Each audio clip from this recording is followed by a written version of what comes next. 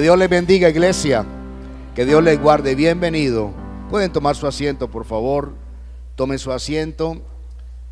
Le voy a invitar ahí con toda la reverencia que abra su Biblia en el Evangelio según Mateo, capítulo 17, el verso 14. Evangelio según Mateo, capítulo 17, verso 14. El tema de esta mañana se llama la fe. Vamos a hablar hoy de la fe. ¿Cómo hacer que nuestra fe crezca? Vamos a hablar de la fe y cómo hacer que nuestra fe crezca. Evangelio según Mateo, capítulo 17, el verso 14, dice de la manera siguiente: cuando llegaron al gentío, vino a él un hombre que se arrodilló delante de él, diciendo: Señor, ten misericordia de mi hijo, que es lunático y padece muchísimo, porque muchas veces cae en el fuego y muchas veces en el agua. Y lo he traído a tus discípulos, pero no le han podido sanar. Respondiendo Jesús dijo: oh generación incrédula y perversa, ¿hasta cuándo he de estar con vosotros? ¿Hasta cuándo os he de soportar? Traédmelo acá. Y reprendió Jesús al demonio, el cual salió del muchacho, y éste quedó sano desde aquella hora. Viniendo entonces los discípulos a Jesús aparte, dijeron: Señor, ¿por qué nosotros no pudimos echarlo fuera? Jesús les dijo: por vuestra poca fe, porque de cierto os digo que si tuvieres fe como un grano de mostaza, diréis a este monte: pásate de aquí allá, y se pasará, y nada os será imposible. Pero este género no sale sino con oración y ayuno. Un padre en medio de una angustia con su hijo. Probablemente era un muchacho, un adolescente. Dice la Biblia que el muchacho estaba endemoniado, estaba lunático. El demonio lo tomaba, lo echaba al fuego, lo echaba al agua. Y por un momento piensa en la angustia del corazón de este hombre, hermano, el dolor que había por su hijo. Y el texto sagrado habla de que el padre lo lleva a los discípulos y le pide a los discípulos que lo sanen, que lo liberen, pero los discípulos no lo pueden hacer. Jesús viene, ve el cuadro, le llama la atención, le dice: generación incrédula. ¿A quién le dijo? A los discípulos. Generación incrédula, generación mala, ¿hasta cuánto he de soportarlos? ¿Hasta cuánto tiempo estaré enseñándoles? Inmediatamente Jesús ora y dice la Biblia que el demonio salió del muchacho y el muchacho quedó sano. Pero ya estando allí en un lugar aparte, los discípulos le hacen una pregunta a Jesús poderosa, hermano. Para mí esta pregunta llena mi corazón, porque es una pregunta que nos va a aclarar muchas cosas en el ámbito espiritual. Los discípulos le dicen: Señor, explíquenos por qué nosotros no pudimos echar fuera al demonio. Señor, nosotros queremos saber por qué no fuimos capaces de obrar ese milagro en esa persona. Y el Señor les dice: no pudieron por su incredulidad. No pudieron por su falta de fe, por su falta de confianza. Y el Señor hace una revelación extraordinaria. Y Él les dice: mire, ¿cuántos recibieron las mostazas, los granitos de mostaza? Levántelo. El Señor le dice: mire, si ustedes tuvieran fe como el grano, como la semilla de mostaza, ustedes pudieran decirle a este monte. Y cuando habla de monte, no está hablando de un monte literal, está hablando de un problema tan grande como el que tenía este hombre. El monte no es un monte literal. Cuando Jesús habla del monte que se traspasa, está hablando de situaciones que vivimos en la vida prácticamente inamovibles, problemas de angustia. Él dice, ustedes le podían decir a este monte, desarráigate, quítate de aquí y muévete, y ese monte se movería y nada sería imposible. Ahora viene la pregunta, ¿qué estaba diciendo Jesús cuando comparó la fe con un grano de semilla de mostaza? ¿A qué se estaba refiriendo él? ¿Qué quería decir él con esa comparación? Yo quiero que mire un momentico otra vez las semillas, mírelas por un momento. Cada semillita tiene aproximadamente 1,5 milímetros de diámetro. Yo las estuve midiendo, 1.5, 1.7 milímetros de diámetro. Pero dentro de cada semilla de esta está el ADN y la información genética de una planta. ¿Qué está dentro de cada semilla de estas, hermano? El ADN y la información genética de la planta. Aquí que dentro de cada esta semilla hay una planta en potencia. Hay una planta, en ellas está toda la capacidad. En cada semillita de estas hay un milagro. Hay un milagro que está concentrado, pero ella se va a activar si usted la siembra. Pregunta, ¿qué pasa si yo agarro estas semillitas y las guardo en un cajón o las pongo sobre mi escritorio por años? Ayúdeme. ¿Qué van a pasar? ¿Siguen siendo qué? Semillas. Y en algún momento lo que Jesús está enseñando en cuanto a la fe es que la fe está en usted, la fe está en nosotros, pero es necesario que nosotros actuemos como quien tiene la semilla de mostaza. Es necesario que nosotros actuemos y la sembremos en el lugar adecuado. Pregunta, ¿qué pasa si yo busco un lugar apropiado, un terreno apropiado y siembro esta semilla, la cultivo? ¿Qué va a ocurrir? ¿Qué va a ocurrir? ¿Va a qué? Va a crecer, va a crecer, va a comenzar a brotar una pequeña hierbita, pero poco a poco esta semilla va a llegar a crecer y a comenzar a ser un árbol. ¿Qué es la fe? ¿Cómo podríamos definir la fe? La fe es como un canal. Póngame atención, yo quiero, si usted se le olvida todo lo que predico, pero guarda este concepto, para mí sería muy satisfactorio. La fe es un canal. La fe es como un tubo. Mire, la fe es como un tubo por el cual llega el torrente de la gracia y el manantial de Dios. La fe, iglesia, la fe no es un fin en sí misma. Póngame mucha atención. La fe no es Cristo. No, la fe no es Cristo. La fe no es un fin en sí mismo. La fe es un medio, la fe es un instrumento, es un canal, es un tubo, el cual yo conecto con el torrente del río de la gracia de Dios, y dependiendo del diámetro del tubo, escúcheme, dependiendo del diámetro del tubo, así fluirá el torrente y el río de Dios para mi vida. Sería un error si usted comienza a exaltar la fe más de lo que debe ser. La fe no debe ser adorada, la fe no debe ser exaltada, porque la fe simplemente es un instrumento que me trae ¿qué? El torrente de la gracia de Dios. Por eso la gente salva cuando al menos su fe, cuando al menos el tubo que tiene, así sea como del diámetro de un pitillo, puede traer una gota del torrente del río de la gracia de Dios, hermano.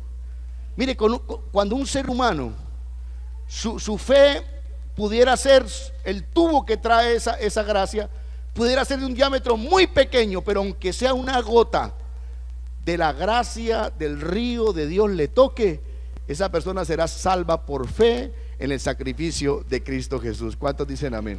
La fe es un canal. Por ejemplo, Lea conmigo Efesios 2:8. Vamos a analizarlo por un momento.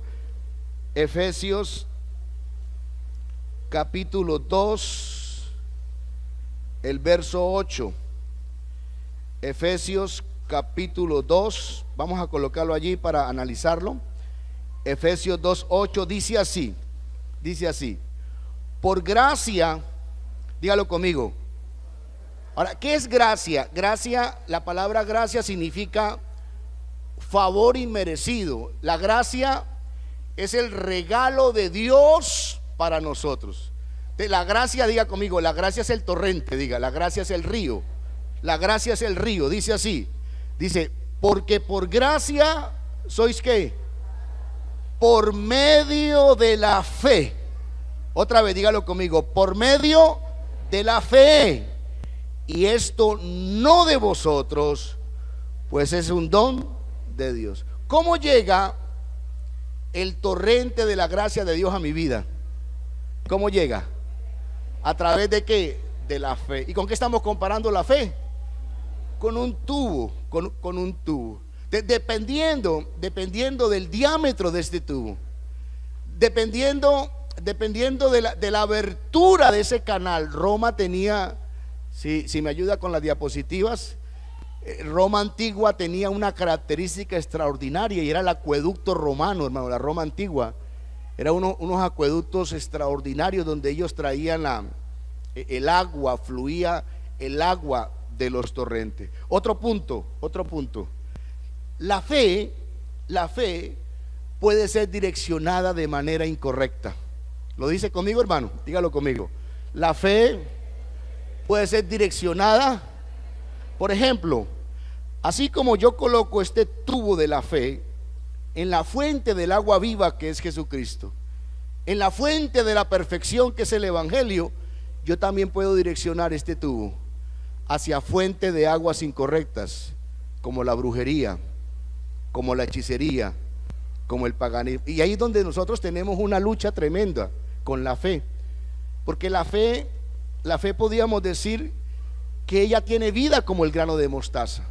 Cuando uno la comienza a sembrar, cuando uno comienza a trabajar en ella, cuando uno comienza a cultivarla, cuando uno comienza a esforzarse en hacer que ese grano de mostaza cobre vida, ella va creciendo. Pero aún el hecho que crezca no quiere decir que yo no la direccione a fuentes incorrectas.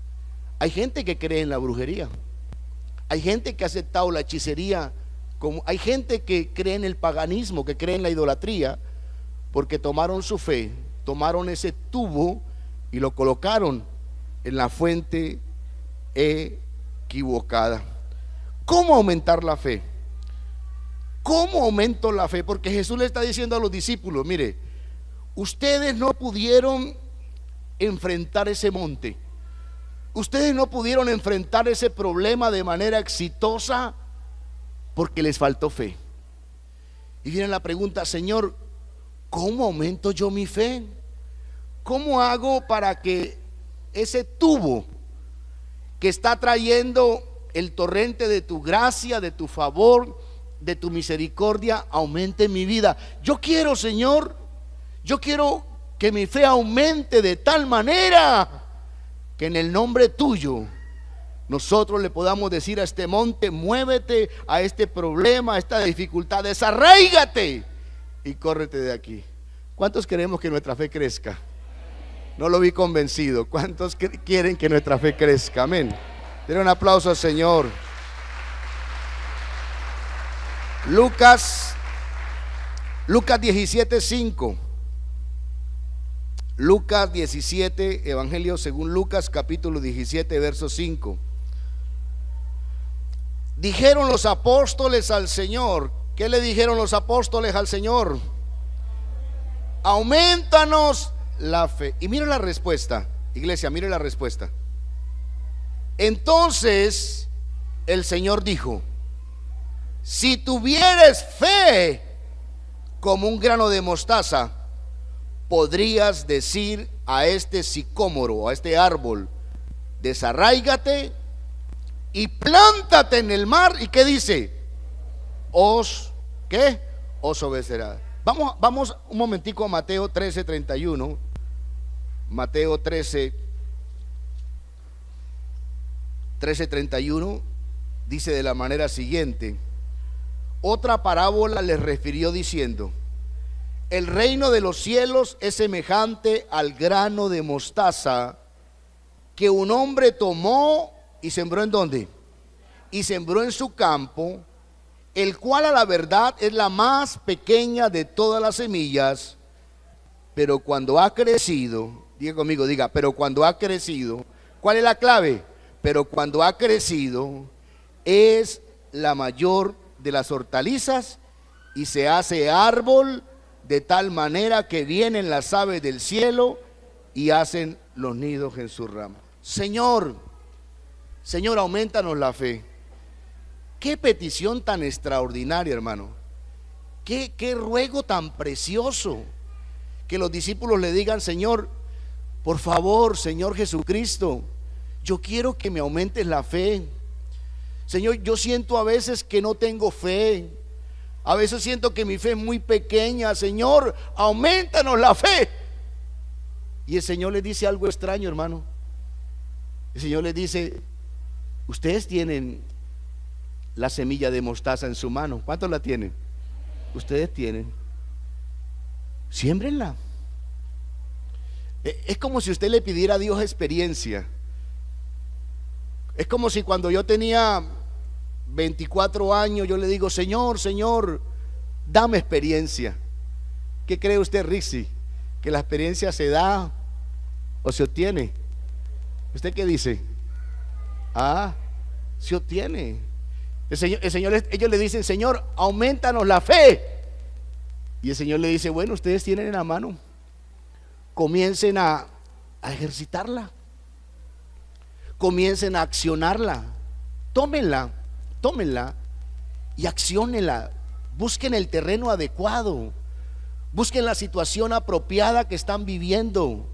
Puede ser sus finanzas, puede ser un problema de parejas, puede ser una situación angustiosa por un dictamen médico, puede ser la situación que está viviendo en Venezuela. Bueno, si ustedes quieren que su fe crezca, accionen, tomen la semilla, preparen el terreno, siémbrenla en el lugar adecuado, y en ese proceso comenzarán a hacer una pequeña plantica. Pero poco a poco, si ustedes la administran de la manera adecuada, ella va a crecer de tal modo que le puedan decir a un árbol sicómoro: desarráigate y plántate en el mismo mar. ¿Usted ha visto esa locura?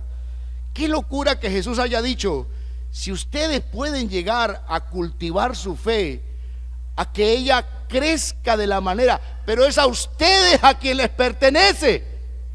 Es a ustedes, son ustedes los que tienen ese poder, esa autoridad para actuar y que ella vaya creciendo en diferentes situaciones y adversidades de la vida. Y va a llegar el momento que esa fe va a crecer tanto que ustedes aún le van a poder decir a un árbol sicómoro: desarráigate y plántate en el mismo mar. Va a llegar el momento que ninguna situación adversa de la vida podrá hacer frente, sino que ustedes tendrán victoria en el nombre de nuestro Señor Jesucristo. Amén. Pero para eso, si quiere aplaudir al Señor, lo puede hacer con libertad.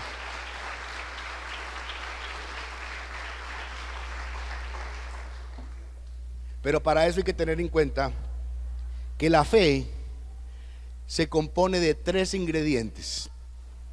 La fe, para que la fe crezca, iglesia, usted y yo tenemos que entender que la fe se compone de 3 ingredientes. La fe no es ciega, hermano. Mucho cuidado con ese concepto. La fe no es ciega. La fe no es algo como una especie de credulidad que usted tiene la obligación de aceptar todo lo que... No, señor. La fe tiene 3 ingredientes poderosos. Primer ingrediente: conocimiento. Usted no puede tener fe en algo ni en alguien que no conoce, hermano. Es imposible, es una necesidad. Jamás usted podrá tener fe en alguien que no conoce. Piense por un momento quién es la persona más confiable para su vida. A ver, por un momento, ¿quién me ayuda? Para usted, ¿quién es la persona más confiable de su vida? ¿Quién es la persona en la cual usted más confía? Estamos hablando humanamente, humanamente. Mami, las mamis son las que ganan, ¿no? ¿Por qué los papás no? Estamos rayados, ¿no? Yo hice la pregunta así, mi mamá. Y yo le dije a Pati, oiga Pati, nadie dijo que el esposo, ¿no? Pero ahora, la pregunta es, ¿por qué confía tanto usted en esa persona? Deme un argumento. Estamos hablando de fe, pero no mistifique la fe. Ese es el problema. Por eso nosotros no entendemos la fe, porque nosotros hemos mistificado, la hemos llevado a un nivel que ni entendemos nosotros, ¿sí? Pregunta, ¿por qué confía usted en esa persona? Porque la conoce. Porque la conoce. Porque la conoce. Cuando a usted le presenta a una persona por primera vez, ¿usted confía en ella? ¿Por qué no confía en ella? Porque no la conoce. Porque no la conoce. El primer aspecto poderoso del tubo de la fe es conocer, hermano. Ahora le hago una pregunta. Si usted no conoce a Jesucristo, ¿podrá creer en Él? No, hermano, no, señor. Por eso es tan importante el tener conocimiento de las Escrituras. Por ejemplo, en una ocasión Jesús, hablando con Nicodemo, le dijo, mire Nicodemo, como Moisés levantó la serpiente en el desierto, porque Moisés levantó en medio de un juicio de Dios, en el cual vinieron serpientes venenosas y mordieron el pueblo, y el pueblo estaba muriendo. Entonces Dios le dice a Moisés, levante un asta, y en la punta del asta vas a colocar una serpiente de bronce empalada, y todo el que mirare la serpiente se sanará de la mordedura venenosa de las serpientes. Y el Señor le estaba revelando a Nicodemo, le estaba diciendo, mire Nicodemo, como Moisés levantó la serpiente en el desierto, así, hablando de él, el Hijo del Hombre será levantado, para que todo aquel que en él cree no se pierda, mas tenga vida eterna. E inmediatamente suelta el famoso Juan 3:16, porque de tal manera amó Dios al mundo, que ha dado a su Hijo unigénito, para que todo aquel que en él cree no se pierda, mas tenga vida eterna. El conocimiento de la palabra, mire iglesia, el conocimiento de la palabra es un aspecto trascendental en el crecimiento de tu fe. No habrá crecimiento de la fe si no hay conocimiento de ¿qué? De la palabra. Mire, usted no podrá confiar en alguien que no conoce, hermano. Cuando usted comienza a leer las Escrituras y comienza a entender, a comprender, a conocer el amor de Dios, a entender que nadie que viene a Él lo echa afuera, a entender la profundidad y lo insondable de su amor, a entender el propósito salvador, a entender que todo el Antiguo Testamento, todo estaba entrañado en la persona de Cristo, a comprender que las 7 principales fiestas judías escritas en la ley de Moisés solamente reflejaban la gloria de Cristo en su venida. Cuando usted comienza a estudiar, a leer, cuando los salmos, usted comienza a entender el propósito del Espíritu de los salmos, ese conocimiento, su mente se va a enganchar con su alma, hermano. Y hay una transición poderosa. Por eso la Biblia dice que la fe es por el oír. Dígalo conmigo, diga, la fe es por el oír. ¿Y el oír qué? Cada vez que usted viene y escucha predicar la palabra, ese conocimiento que usted escucha va a hacer que su fe ¿qué? Que su fe crezca. Entonces es imposible, y yo le animo, por favor, nosotros tenemos una disciplina de leer 2 capítulos por día, y estamos insistiendo. Eso es como un abogado que no conozca la Constitución. Eso es como un arquitecto, como un ingeniero que no conozca las estrategias, la forma, los diseños. Es igualito, hermano. Si la iglesia pierde esa disciplina de aprender la palabra, de memorizarla, yo siento en mi espíritu que mi fe ha crecido a causa del conocimiento. Cuando yo entiendo, yo estuve haciendo un estudio sobre las 7 fiestas judías del Antiguo Testamento, y cuando yo hice el estudio, encontré que todas las fiestas apuntaban a Cristo. Es como si el corazón explotara. Es como si el Espíritu Santo por la palabra fuera revelándole quién era Jesús, hermano. Porque cuando usted lee el profeta Isaías, 700 años antes de que Cristo viniese, escribió Isaías. Pero dentro del libro de Isaías hay más de 200 profecías que hablan exactamente de quién iba a ser Cristo, aún de dónde iban a ser, de en qué lugar iban a ser, cómo le iban a llamar. Porque Jesús nació en Belén de Judea, pero era llamado el Nazareno. Por eso la gente se volvió loca, hermano. ¿Cómo es eso que nació en Judea, en Belén de Judea, y era llamado el Nazareno? Sí, porque el Espíritu Santo lo trajo para que naciera en Belén de Judea, pero él desarrolló su vida fue en Nazaret de Galilea. La palabra lo muestra aquí. Miles de años el Espíritu Santo reveló lo que iba a suceder. Todo ese conocimiento que nos va a traer, hermano. Le hago una propuesta. Vamos a leer la Biblia todos los días. ¿Cuántos se proponen? A ver, levanten la mano. Vamos a hacerlo, hermano. Un capítulo, 2 capítulos. Hágalo con devoción. Si no, su fe no va. Segundo, cuando yo tengo conocimiento, cuando yo conozco la persona, mi mente se liga con el conocimiento y comienzo, segundo, a creer, hermano. Comienzo a creer que el Señor prometió el Espíritu Santo y que el Espíritu Santo es para nosotros. Comienzo a creer que el Señor es nuestro sanador. ¿Cuántos dicen amén? Comienzo a creer que Él me ama. Comienzo a creer que Él vendrá por segunda vez. Comienzo a creer que todo lo que Él ha prometido lo ha cumplido y lo cumplirá. Y comienza algo bonito, hermano, que usted lo puede llevar al campo humano. Por eso es la confianza suya en su mami, en su papi, en su esposo, en su esposa, porque lo conoce. Y como ya lo conoce, usted sabe que cuando Él dice algo, lo cumple. Y usted dice, por ejemplo, usted dice, no, mi papá me dijo a mí que Él me iba a dar esto. Y cuando usted conoce a la persona, usted que dice, yo sé que me lo va a dar. Si es un humano, imagínese usted, el Señor dice, mire, piensen, si ustedes siendo humanos, si ustedes siendo malos, saben dar buenos regalos a sus hijos, piensen cuánto más Dios no dará lo que ustedes piden. Aleluya.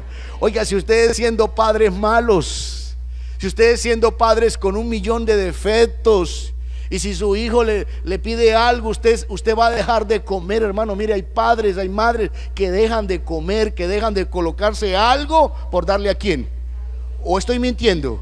Es verdad. El Señor dice, oiga, piensen, crean. Si no usen el sentido común espiritual, si Dios alimenta las aves, escúchenme. Jesús dice, piensen, tengan lógica del cielo. Si Dios alimenta las aves, ustedes han visto haciendo cola a un ave para comprar harina, amén, hermano, peleando allá en el supermercado a pleno sol. No las va a ver, hermano, porque Dios las sustenta. Entonces dice, oiga, ¿no valen ustedes más que esos pajaritos? Sí, los pájaros valen, la naturaleza es valiosa, pero más valiosa que la naturaleza son ustedes.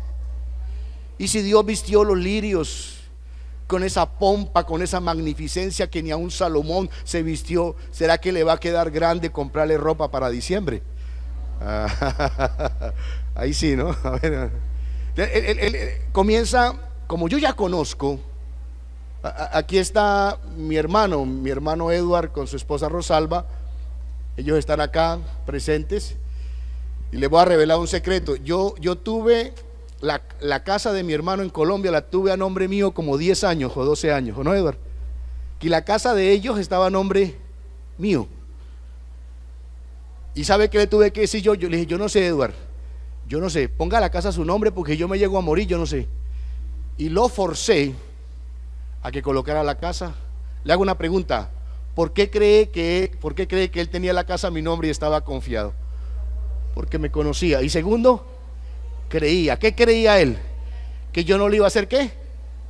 Ahora, pero si usted tiene un hermano de esos pilatunas, que usted sabe que papaya apuesta, papaya comida, ¿qué va a hacer usted? No, hermano, usted no. Pero hay gente, mire que aún con las limitaciones humanas, uno puede fallar. Pero uno con las limitaciones humanas, uno conoce a alguien y ¿qué? Y cree. Hermano, conozca a Cristo Sobre todo, conozca la pasión de Cristo, conozca la salvación, la obra redentora y salvadora de Cristo. Le digo, si hay algo que potencializa la fe de un cristiano, es cuando comienza a entender las riquezas y la abundancia que hay en la pasión de Cristo. Cuando uno comienza a entender, hermano, la profundidad del amor del Señor. A mí me impacta mucho la cruz, me impacta el Getsemaní, me impacta la última cena. Cada vez que predico, cada vez que leo, me arde el corazón. Pero cada vez que profundizo en esa obra maravillosa, mi corazón cree, mi corazón lo acepta. ¿Cuál es el primer aspecto de la fe? Conocimiento. Diga conmigo, diga, sin conocimiento no hay fe. Y si el predicador le dice a usted que tenga fe ciega, ¿usted qué le va a decir? No, hermano. Mire que la fe es algo que usted cada día lo vive. Mire, la fe es algo que usted cada día lo vive. Por ejemplo, ¿cuántos creen que China existe? Levanten la mano. Levanten la mano los que creen que China existe. Levántela. ¿Usted la conoce? ¿Y por qué cree? ¿Por qué cree? ¿Pero usted ha ido? ¿La ha tocado? No, hermano. Australia. Eso está por ahí abajo de nosotros. Amén, hermano, allá abajo está Australia. Y lo que hemos visto por películas, es hermoso, pero usted la conoce, usted la ha tocado. ¿Pero qué? Creemos. En el mundo antiguo, hacia el año 1300, 1400, la iglesia tradicional mataba a la gente porque decía que la tierra era redonda. El que decía que la tierra era redonda era un hereje. Pregunta, ¿cuántos creen que la tierra es redonda? Uy, poquitico. Ahora, si yo no tuviera los conocimientos geográficos y me dicen que la tierra es redonda, yo no creo, hermano. Pero yo creo que la tierra es redonda, no porque le haya dado la vuelta, sino lo creo porque lo han enseñado y han dado testimonio. Tercer ingrediente de la fe, la confianza. ¿Me repite por favor los dos primeros? Ajá. Yo primero conozco, segundo creo, y tercero es la sangre. Mire, iglesia, la sangre de la fe, la esencia de la fe es la confianza. ¿Y qué es confianza? Confianza es más que creer, hermano, porque yo puedo conocer una persona, amén, yo creo en esa persona, yo creo, pero otra cosa es la confianza. La confianza es recostarme. La confianza es como cuando usted le dice a una persona, párese ahí y yo me voy a recostar en usted, y la persona se deja caer totalmente porque tiene la confianza que la otra persona no la va a dejar caer. La confianza es el punto máximo de la fe. Y hoy quiero animarlo, iglesia, que a través del conocimiento de la palabra, a través de creer, yo creo en las promesas del Señor, y yo creo que Dios no nos va a dejar avergonzados. ¿Cuántos dicen amén? Jesús dijo que Él hace salir el sol para buenos y para malos. Pregunta, ¿el hombre más malo que está en las cárceles o está libre hoy va a comer hoy? Sí, hermano. Y de pronto come hasta mejor que nosotros. Dios dice, mire, créanme, yo hago salir el sol para buenos y para malos. Pero también dice, pero a los que me aman, yo los voy a exaltar. Aleluya. A los que me obedecen, aquellos que me aman y me obedecen y ponen mi palabra por obra, yo lo voy a hacer que sean benditos en la ciudad y benditos en el campo. Yo voy a hacer que donde entren esos piececitos suyos, allá haya gloria y bendición de Dios. Aleluya. Yo voy a hacer prosperar todo el trabajo de sus manos. Yo lo voy a hacer. Yo voy a hacer de cuando yo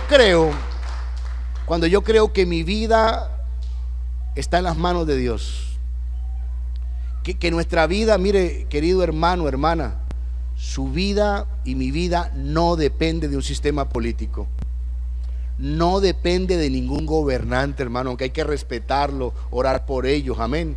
Su vida y mi vida depende de la misericordia del Señor. Y la palabra me dice que Dios renueva cada día su misericordia para con nosotros, amén. Que cada día es como una oportunidad, que Dios proveerá. ¿Cuántos dicen amén? La Biblia me dice que Dios me sostendrá, pero también la Biblia me dice, ¿por qué estáis así amedrantados, hombres de poca fe? Hermano, mire, la incredulidad no agrada a Dios. La palabra dice que sin fe es imposible agradar a Dios, porque todo aquel que se acerca a Él debe creer que Él existe. Yo debo creer que Dios es real y que Él es galardonador de los que le buscan. Cuando usted y yo aprendemos a buscar la presencia de Dios, y aquí hay algo bonito que dijo Jesús. Jesús dijo: este género no sale sino con oración y ayuno, porque la oración y el ayuno es el potencializador de la fe. Y quiero animarlo a que usted nos acompañe a los devocionales, iglesia. Nosotros acá el día martes y viernes estamos a las 6 de la mañana, media hora de rodillas. Cuando usted comienza a orar, a ayunar, hermano, mire, la fe suya va a comenzar a potencializarse. Y de pronto va a venir un problema como un monte, va a venir un momento de angustia, pero su fe va a estar poderosa para usted poderle decir a ese monte: monte, yo te reprendo en el nombre de Jesús, quítate del medio de nosotros, amén. Pero si usted no ora, iglesia, mire, si yo no oro, si yo no ayuno, si yo no conozco la palabra, mi fe cual semilla de mostaza se va a quedar como usted la tiene en esa bolsita. Yo tengo 3 años, eso que le repartieron, yo tengo 3 años con esa semillita, hermano. ¿Y qué ha pasado con esas semillas? Está lo mismo. Y así pasa con muchos de nosotros. Señor, aumentanos la fe. El Señor le dice: bueno, estudie la palabra, conózcame, ore, ayune, actúe, crea, láncese.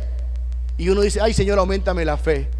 Yo no tengo que aumentarla, son ustedes, a través de la búsqueda incansable, a través de ese deseo fervoroso de buscar de mi presencia. ¿Cuánto dan gloria al Señor? ¿Me repite los 3 aspectos de la fe, por favor? ¿Me lo repite?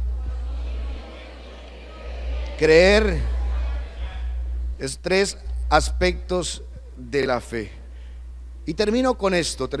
Voy a hablar 2 punticos rápido para terminar. La fe me lleva a aceptar la soberanía de Dios en mi vida. ¿A qué me lleva la fe? La fe, iglesia, mire, la fe no es para manipular a Dios. La fe no es para manipular a Dios. La fe no es para querer que Dios haga lo que yo quiero. La fe es para entregarle a Dios el control pleno de mi vida. Y aunque sucedan cosas que yo no entiendo, aunque sucedan cosas que yo no comprendo, la fe en el Señor me lleva a entender que Dios tiene el control de Venezuela. Piense por un momento, dentro de la intimidad de su corazón, ¿tiene el control Dios de Venezuela? Repito, ¿tiene el control Dios de Venezuela? Nuestra fe nos lleva a eso, hermano. Nuestra fe nos lleva a entender, el conocimiento de la palabra me lleva a entender que Dios es soberano, y que si hay un atributo poderoso que Dios usa después del amor, es su soberanía, hermano. Dios es soberano. Y hay cosas que yo le voy a pedir a Dios con fe y Él no me las va a dar. Él no me las va a dar.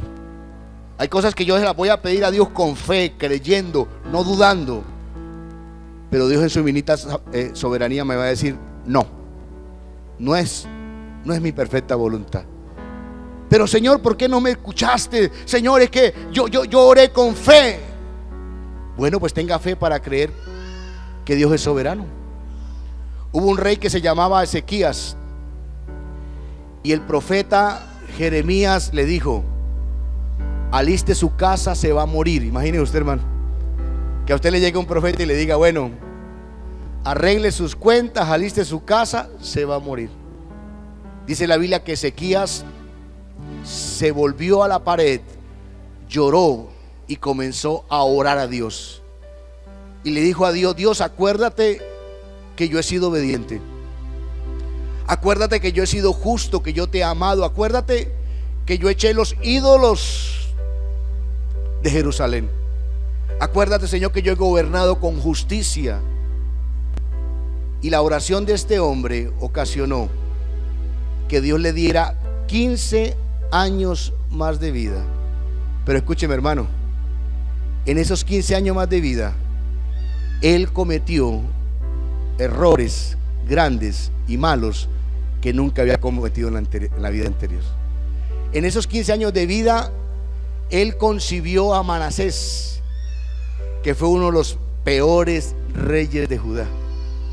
Mire, uno de los peores reyes que están en la Biblia, los hombres más malos, se llama Manasés. Y lo concibió Ezequías durante los 15 años que Dios le alargó de vida. Le hago una pregunta: ¿qué cree que le hubiera ido mejor a Ezequías? Ayúdeme. Eso. Porque esa era la perfecta voluntad. Diga conmigo, perfecta. Porque mire, hermano, nunca se le vaya a olvidar esto, por favor. La voluntad de Dios es buena, es perfecta y es agradable. Y hay momentos que uno no entiende, hay cosas que uno no entiende. Yo tuve una experiencia con el hermano Juan Sayago. Yo le digo hermano porque él me decía hermano. Nosotros fuimos y oramos con Rixi, oramos por él, hablamos, le hablamos, oramos.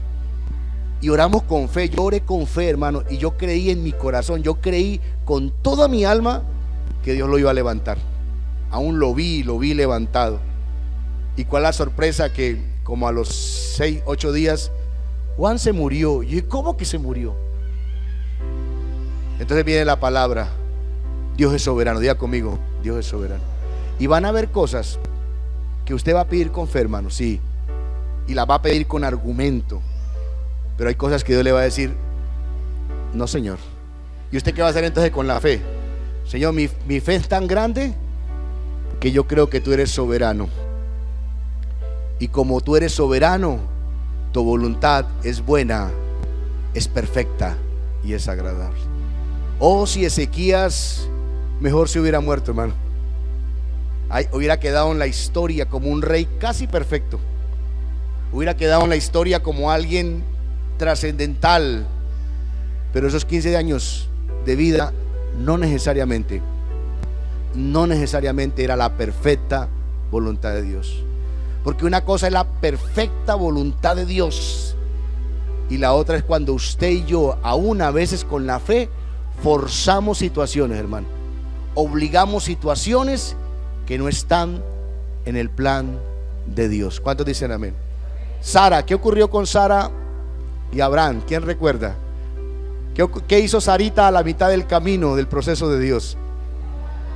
La misma Sarita le dijo a Abraham: mire, hijo, Abraham, de pronto lo que Dios nos prometió es algo abstracto, es algo metafórico.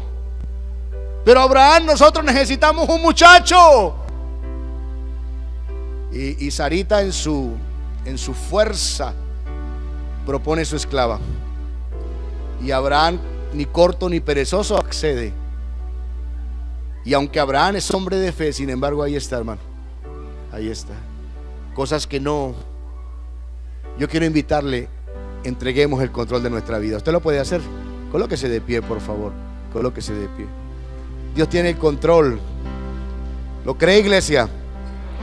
Diga: Dios tiene el control. Dios tiene el control. Y el Señor se inventó la fe. Mire, iglesia, el Señor se inventó la fe como un instrumento para bendecir la raza humana.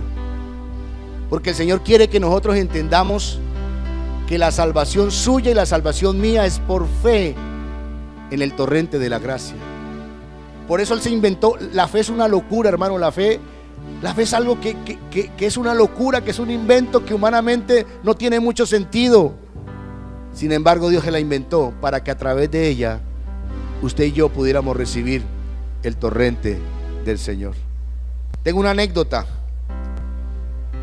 Dice que estando junto a la ventana una niñita, una pequeña niña, en medio de una tempestad, la madre de ella estaba alarmada, pero la dulce niña estaba fascinada. En la ventana ella aplaudía con deleite cuando los rayos venían de manera sumamente espeluznante. Ella exclamaba con acentos infantiles: mira mamá, escucha mamá, allí al lado de la ventana, qué hermosa tormenta. Su madre le dijo: hija, quítate de allí, mira que los rayos son terribles. Pero ella le rogaba, ella le decía: mamá, permíteme seguir contemplando la tormenta cerca de la ventana. La mamá le dice: pero escucha esos terribles truenos.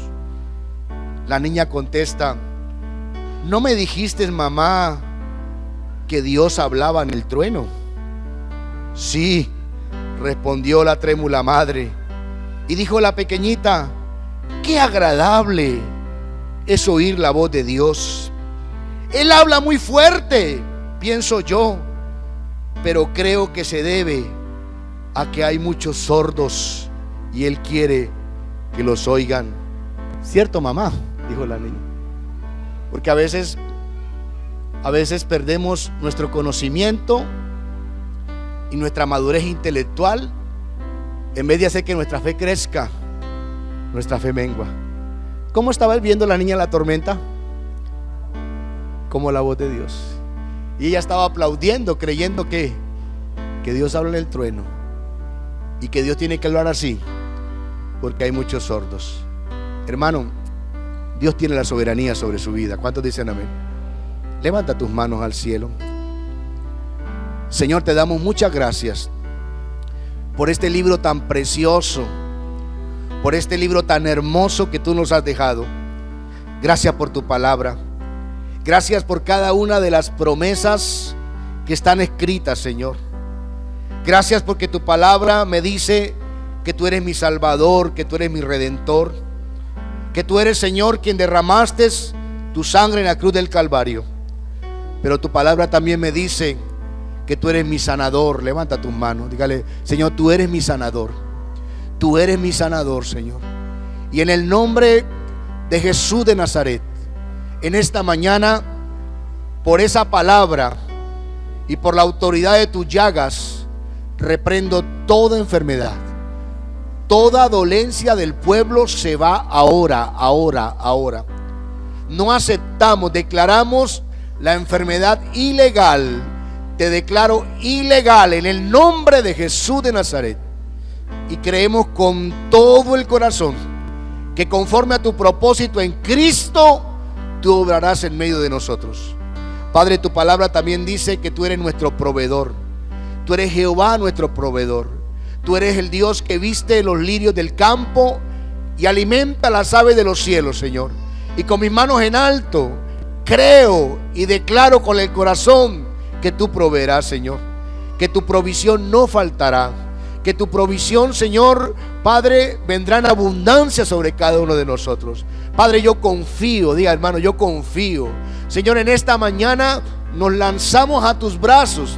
Nos lanzamos a tus brazos, Señor. Nos recostamos, nos extendemos, nos acostamos en ti, confiando, creyendo. Espíritu de Dios, ayúdanos a que nuestra fe crezca. Espíritu Santo, ayúdanos que el conocimiento de la palabra, la búsqueda de la palabra sea un común denominador en nosotros. Ayúdanos, Señor, a creer que ese conocimiento de la palabra implantado en nuestra mente se ligue con el alma y podamos creer y podamos confiar, Señor. Yo confío en ti, Señor. Yo confío en ti.